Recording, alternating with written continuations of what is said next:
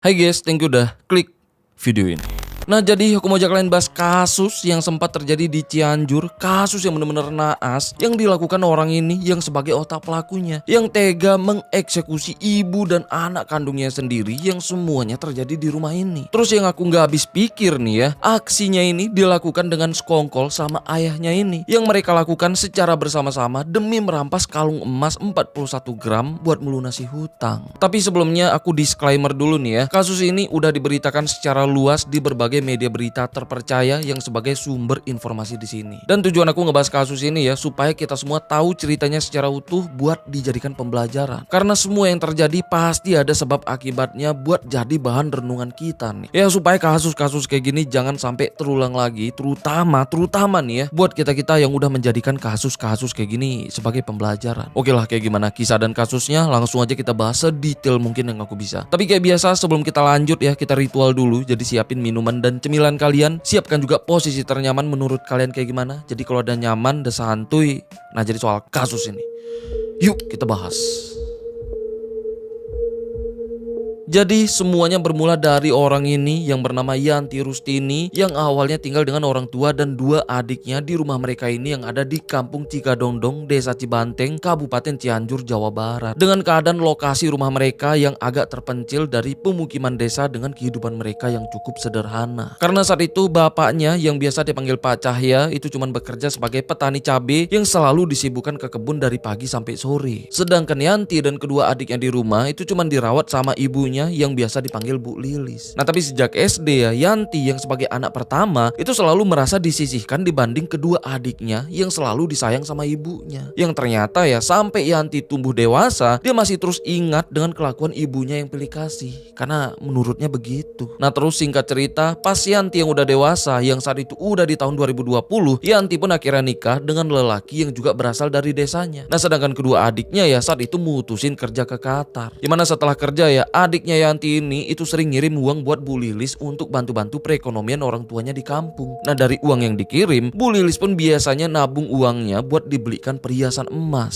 Sedangkan Yanti setelah nikah, dia pun tinggal di rumah suaminya dengan keadaan mereka yang juga sederhana karena saat itu ya suaminya yang kerja sebagai buruh serabutan. Nah sedangkan Yanti ya juga terkadang kerja bantuin bapaknya ke kebun buat manen cabai. Terus karena rumah suaminya yang gak gitu jauh dari rumah orang tua Yanti, jadinya Yanti pun masih sering bolak-balik jalan kaki datang ke rumah ibunya. Karena saat itu ya setelah Yanti nikah dan kedua adiknya kerja ke Qatar, jadinya Pak Cahya dan Bu Lilis pun cuman tinggal berdua di rumah mereka ini. Sedangkan Yanti setelah 2 tahun nikah, akhirnya saat itu yang udah di tahun 2022, Yanti dan suaminya pun dikaruniai anak pertama yang mereka namakan Siti Nurhayati. Setelah lahirnya Siti, keluarga mereka pun itu bahagia banget, termasuk Bu Lilis yang akhirnya punya cucu. Jadinya ya Bu Lilis pun itu sayang banget sama Siti yang sebagai cucunya. Nah terus setelah Siti yang mulai bisa jalan, Siti pun sampai sering dititipkan ke rumah Bu Lilis sekaligus nemenin Bu Lilis yang sering sendirian di rumahnya. Karena saat itu ya Pak Cahya ini yang selalu disibukkan ke kebun. Terus singkat cerita, beberapa tahun kemudian yang saat itu udah di bulan Februari 2025, Bu Lilis yang emang udah gak muda lagi itu mulai jatuh sakit. Karena ini ya Yanti pun jadi sering bolak-balik ke rumah orang tuanya buat ngejaga dan juga ngerawat Bu Lilis yang sedang sakit. Yang biasanya setiap Yanti ke rumah Bu Lilis, dia pun selalu ngebawa Siti yang saat itu udah berusia 3 tahun buat nemenin. Bahkan Siti pun ya itu sering diinepin di rumah Bu Lilis buat nemenin Bu Lilis di rumahnya. Terus setelah kurang lebih 2 bulan Bu Lilis yang masih terbaring sakit di rumahnya, jadinya warga sekitar termasuk kepala dusunnya pun tahu kalau Bu Lilis udah 2 bulan sakit. Jadinya ya di bulan April 2025, Pak dusunnya pun sempat datang ke rumah Bu Lilis buat menjenguk sekaligus ngecek kondisinya. Yang mana di rumahnya Bu Lilis itu sedang dengan Yanti dan anaknya, sedangkan Pak Cahya itu masih di kebun. Nah terus setelah ngelihat kondisi Bu Lilis yang saat itu udah sakit selama 2 bulan, yang cuman terbaring lemah di tempat tidur yang ada di ruang TV yang emang kelihatan tanpa adanya pengobatan medis, jadinya Pak dusunnya pun sempat nawarin buat ngebawa Bu Lilis berobat ke klinik. Nah tapi Yanti langsung nolak karena menurutnya Bu Lilis cukup dikasih obat warung aja. Jadinya Pak dusunnya pun gak bisa maksa. Yang akhirnya ya setelah memastikan kondisi Bu Lilis, Pak dusunnya pun pamit. Nah sedangkan Yanti yang menjaga Bu Lilis, biasanya malam dia pun balik ke rumah suaminya setelah Pak Cahya pulang dari kebun cabai. Yang mana kayak gitulah aktivitas dan kondisinya yang awalnya ya nggak ada masalah apapun.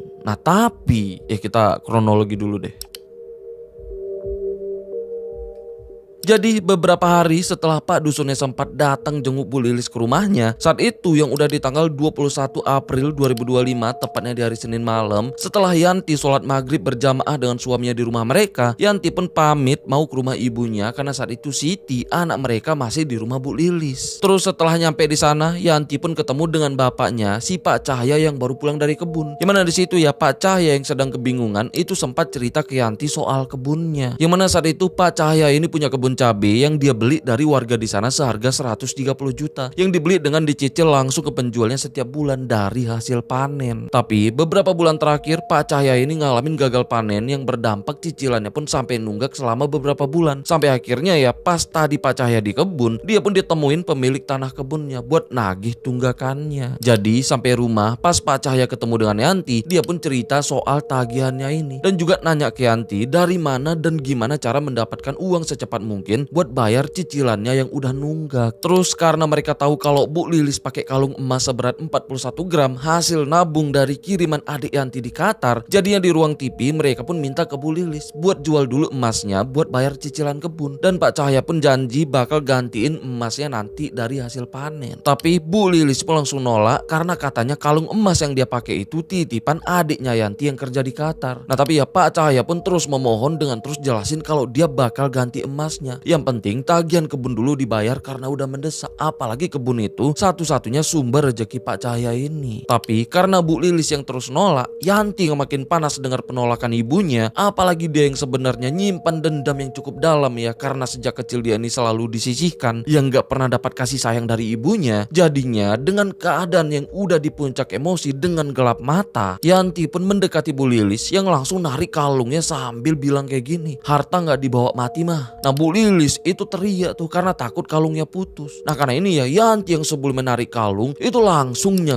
Bu Lilis yang masih berusaha nyingkirin tangan Yanti dari lehernya. Yanti pun teriak minta tolong ke bapaknya. Nah Pak Cahya yang ngelihat itu ya justru langsung ngebantuin Yanti dengan berusaha megangin kaki dan nahan badan Bu Lilis. Sedangkan Yanti ya itu terus sampai akhirnya Bu Lilis pun berhenti bergerak yang udah mengembuskan nafas terakhir di situ. Pak Cahya itu sempat bengong kebingungan. Sedangkan Yanti ya justru seneng sambil nenangin bapaknya yang katanya kalau Bu Lilis nggak akan kenapa-kenapa nanti hidup lagi. Setelah itu dengan apa yang udah dia lakukan ke ibu kandungnya sendiri, Yanti ini justru ngerasa lega karena merasa dendamnya sejak kecil udah terbalas lunas. Nah terus entah apa yang ada di pikirannya ya, Yanti pun langsung motoin tubuh Bu Lilis yang udah terbaring gak bernyawa yang dia foto pakai HP-nya. Terus gak lama kemudian Siti, anaknya Yanti ini ya, yang sebenarnya juga ada di rumah itu, yang saat itu sedang tidur di kamar, itu baru kebangun dan nangis karena ngelihat neneknya. Nah Yanti yang panik dan juga takut anaknya yang masih polos bisa aja ngakuin semuanya, jadinya ya Yanti pun langsung mencekik anaknya juga. Sampai akhirnya ya Siti pun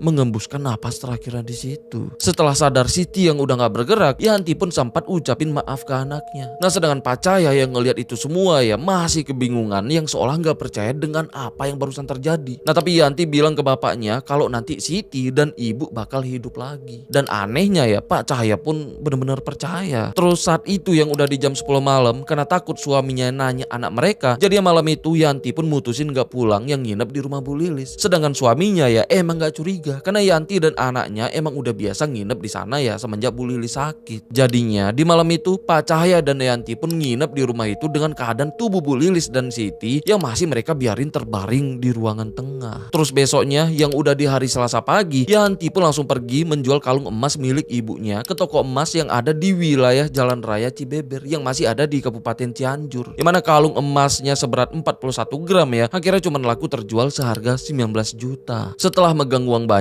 Yanti yang tahu HP bapaknya udah jelek, jadinya dia pun langsung beli HP baru seharga 3,1 juta. Setelah itu dia pun langsung balik ke rumah Bu Lilis, yang mana di sana dia pun langsung ngasih HP baru ke Pak Cahya dan juga ngasih uang sebesar 13 juta buat bapaknya ngebayar cicilan kebunnya. Sedangkan Yanti itu megang sisanya sebesar 2,9 juta. Nah terus karena Pak Cahya yang tahu kalau suami Yanti saat itu lagi nggak ada kerjaan, jadinya bapaknya pun nyuruh Yanti ini sisihkan 500 ribu buat dikasih ke suaminya. Karena ini Yanti pun langsung misahin 500 ribu yang yang niatnya buat dikasih ke suaminya nanti. Karena saat itu ya Yanti ini masih nggak berani pulang karena masih belum punya alasan kalau suaminya nanya keberadaan anak mereka. Jadinya saat itu Yanti pun masih nginep di rumah Bu Lilis yang masih beraktivitas kayak biasanya dengan keadaan tubuh Bu Lilis dan anaknya yang masih mereka biarin terbaring di ruangan tengah. Terus besoknya lagi karena tubuhnya yang mulai ngeluarin aroma nggak sedap, jadinya Yanti pun sempat keluar beli pengharum ruangan ke warung yang ada di kampungannya. Nah di jalan ya Yanti pun sempat tegur sapa sama tetangganya yang seolah-olah nggak ada sesuatu yang terjadi. Setelah itu dia pun balik yang langsung nyemprotin pengharum ruangan di dalam rumah buat menyamarkan aroma nggak sedap yang makin menyengat. Sedangkan tetangga sekitar itu masih nggak curiga karena sempat ngelihat aktivitas Yanti dan Pak Cahaya yang masih kayak biasanya, yang nggak ada kelihatan pergerakan yang mencurigakan. Ya cuman mereka mulai menyadari kalau Bu Lilis dan Siti yang mulai udah nggak kelihatan lagi. Terus besoknya lagi karena udah beberapa hari Yanti dan anaknya nggak pulang ke rumah, jadinya suaminya pun sempat penasaran yang langsung mendatangi rumah orang tua Yanti buat ngecek Yanti dan anak mereka. Tapi di sana pas suaminya ngetuk pintu, Yanti yang ada di balik jendela itu nggak mau ngebuka pintu dengan alasan kalau anak mereka yang sedang tidur. Karena ini ya suaminya yang percaya itu langsung balik ke rumahnya. Terus pas memasuki hari keempat karena tubuh Bu Lilis dan Siti yang mulai membengkak dengan aroma nggak sedap yang makin menyengat, Pak Cahya yang sebelumnya percaya kalau mereka hidup lagi ya itu sempat nanya ke Yanti kapan mereka hidup lagi. Karena udah bingung, Yanti pun langsung ngajak Pak Cahya buat mindahin kedua tubuh itu ke dapur rumahnya. Yang mana di situ ya Yanti pun langsung menjadikan kedua tubuh itu sampai jadi beberapa bagian menggunakan pisau dapur dan gunting. Bahkan sampai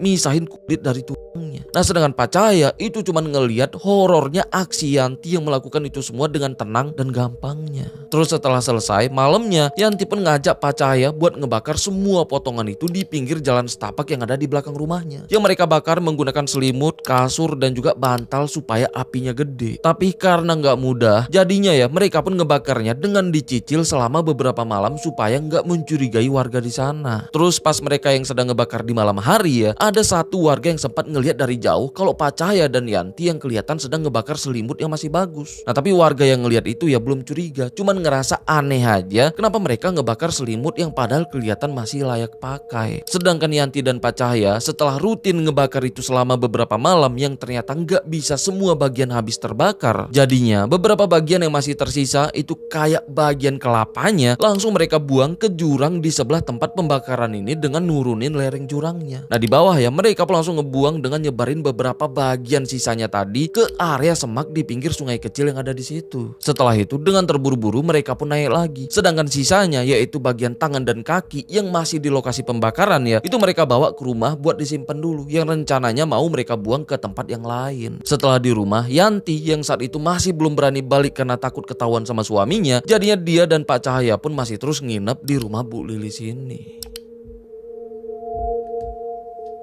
Jadi beberapa hari kemudian saat itu yang udah di tanggal 5 Mei 2025 di siang menjelang sore, warga dengan satu temennya yang sedang ngarit di sekitaran semak pinggir sungai ini yang ada di kawasan belakang rumah Pak Cahya itu dikagetkan dengan temuan aneh semacam rahang. Awalnya mereka pun sempat mikir mungkin rahang hewan. Tapi setelah mereka lanjut ngarit yang masih di lokasi yang sama di pinggir sungai ini ya, mereka pun lagi-lagi nemuin tulang bagian kelapa yang udah bersih. Nah karena ngerasa udah gak beres, mereka pun langsung ngelapor ke warga di sana dan juga kepala dusunnya. Nah setelah dipastikan dengan apa yang mereka temukan ya, mereka pun langsung ngelapor ke pihak kepolisian di Polsek Sukaresmi. Gak lama kemudian di sore itu polisi pun mulai berdatangan dengan keadaan situasi di sana yang udah cukup menghebohkan para warga. Sedangkan polisi ya itu terus melakukan penyelidikan sampai malam dengan ngamanin lokasi dan juga temuan tadi. Terus malam itu karena situasi di sana yang udah heboh, Yanti yang mulai gelisah nggak karuan ya, apalagi bagian tulang tangan dan kaki yang masih mereka simpan di rumah itu. Jadinya Yanti pun ngajak Pak Cahya buat langsung ngebuang bagian tangan dan kaki karena khawatir rumah mereka didatangin polisi. Karena ini ya di tengah-tengah hebohnya warga karena temuan tadi yang ada di belakang rumah Bu Lilis, di sekitaran jam 7:30 malam mereka pun memberanikan diri keluar yang langsung ngebuang bagian kaki dan tangan ke aliran irigasi yang ada di sana. Setelah itu mereka pun langsung balik, yang mana di rumah dengan keadaan terburu-buru mereka pun langsung ngebersihin rumah. Nah terus karena karena aroma gak sedap yang masih kecium di dalam rumah ya. Jadinya Yanti pun terus nyemprotin pewangi ruangan di dalam rumah. Sedangkan di sisi lain, di jam 8 malamnya, warga yang sebagai pekerja kebersihan di bendungan pembangkit listrik tenaga mikrohidro yang sedang membersihkan filter bendungan ini ya, itu dikagetkan karena mereka nemuin bagian tulang kaki dan tangan yang tersangkut di filter bendungannya. Karena ini, mereka pun langsung mendatangi polisi yang sedang olah TKP di lokasi pertama buat ngelapor soal apa yang mereka temukan di bendungan. Karena ini ya, polisi pun kesana yang langsung melakukan evakuasi dengan ngamanin temuan itu dan juga ngamanin lokasinya untuk kebutuhan penyelidikan lebih lanjut. Di samping itu, polisi dan perangkat desa juga langsung ngecek warga apakah ada yang dinyatakan hilang. Nah terus dari laporan warga ya, ternyata banyak yang ngeh kalau Bu Lilis dan cucunya udah lama gak kelihatan keluar dari rumah. Dan juga ada warga yang ngelapor kalau beberapa hari yang lalu dia sempat ngelihat Yanti dan Pak Cahya ngebakar selimut dan kasur yang kelihatan masih layak pakai, yang rutin mereka bakar selama beberapa malam di belakang rumahnya ini, yang dekat dengan lokasi temuan pertama tadi. Selain itu, karena Pak Dusunnya juga yang pernah datang menjenguk Bu Lilis yang sedang sakit ya, jadinya pusat kekhawatiran mereka pun langsung mengarah ke Bu Lilis dan cucunya. Yang mana malam itu juga ya, polisi dan perangkat desa pun itu langsung mendatangi rumah Bu Lilis buat memastikan. Sedangkan Yanti dan Pak Cahya yang sedang di rumah itu makin gelisah pas mereka tahu warga dan polisi yang datang ngetuk pintu. Nah sampai akhirnya ya, Pak Cahya pun ngebuka pintu, yang mana di situ polisi dan perangkat desa pun langsung memastikan dengan nanya di mana keberadaan Bu Lilis dan cucunya. Dengan keadaan panik dan terbata-bata, Yanti pun masih berusaha bohong dengan alasan kalau Bu Lilis masih sakit yang sedang dirawat di rumah saudara mereka yang ada di wilayah Kecamatan Ciranjang. Karena kelihatan gugup, polisi pun mulai curiga. Apalagi pas mereka masuk ke dalam rumahnya ya, semuanya pada tutup hidung karena aroma gak sedap yang bercampur wangi-wangian masih menyengat. Dan juga banyaknya lalat yang berterbangan di sekitaran salah satu bantal yang ada di situ. Nah pas bantalnya dicek, ternyata bantal itu masih basah dengan bercak merah yang masih berbau horor yang sangat-sangat menyengat. Terus dengan banyaknya kejanggalan, polisi yang makin curiga itu langsung ngebawa Yanti dan Pak Cahya ke Polres Cianjur untuk diperiksa dan juga diinterogasi. Di sana awalnya Yanti pun masih nggak mengakui dengan berbagai alasan dengan keadaannya yang makin kelihatan gugup sampai blunder sana sini. Sampai akhirnya ya, dia yang udah nggak punya alasan lagi, barulah dia pun ngakuin yang udah menghabisi ibu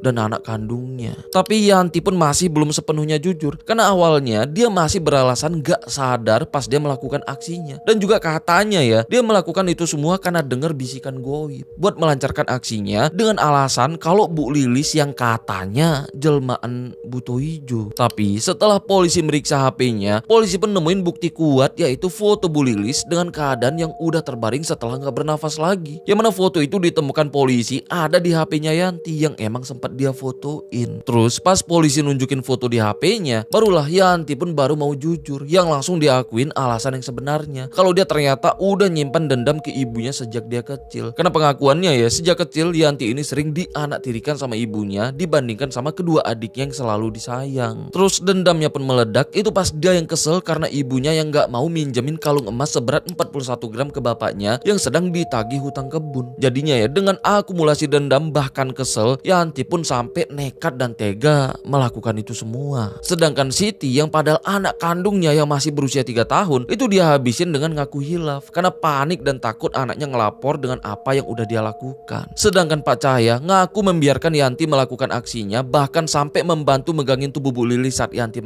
itu karena dia yang bingung sampai akhirnya ngaku hilaf ikutin perintah Yanti. Dan dia juga awalnya emang percaya pas Yanti bilang kalau Bu Lilis dan Siti nggak akan kenapa-kenapa, yang dia percaya kalau mereka akan hidup lagi. Terus setelah semuanya terungkap, kasus ini pun langsung diberitakan secara luas, bahkan sampai menggemparkan satu negara dengan apa yang udah dilakukan mereka ini yang sebagai anak dan ayah yang bersekongkol melakukan ini semua. Karena ini mereka pun mulai terancam hukuman yang cukup berat, yaitu 20 tahun penjara seumur hidup atau hukuman mati. Tapi itu pun masih terancam ya, karena sampai sekarang aku masih belum nemu berita soal vonis hukumannya. Ya mungkin masih menjalani persidangan atau proses lebih lanjut. Ya semoga mereka ini, terutama Yanti nih ya yang sebagai otak pelakunya, dijatuhin hukuman seberat-beratnya. Karena ngingat korbannya bukan cuma satu, tapi juga anak kandungnya sendiri yang masih berusia 3 tahun loh. Ya semoga nanti juga dikenakan pasal perlindungan anak. Jadi inilah kasus yang sempat terjadi di Cianjur, Jawa Barat. Kasus yang benar-benar miris banget menurut aku ya. Karena semuanya terjadi karena kalung emas seberat 41